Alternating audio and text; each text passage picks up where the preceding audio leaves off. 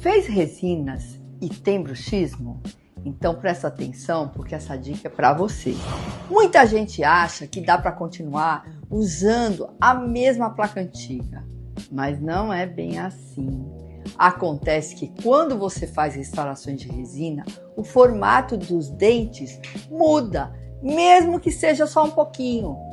E isso já é o suficiente para que a placa antiga não se encaixe mais perfeitamente. Ah, mas ela ainda entra, você diz. Entra sim, mas o problema é como ela se encaixa.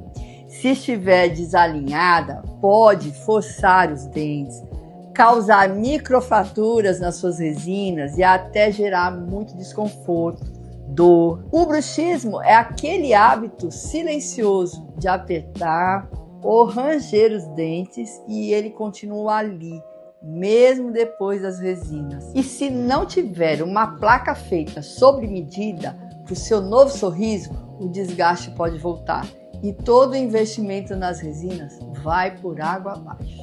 Então, se você acabou de fazer resinas, marque logo uma consulta e peça uma nova placa, porque proteger o seu sorriso é tão importante quanto cuidar da estética dele.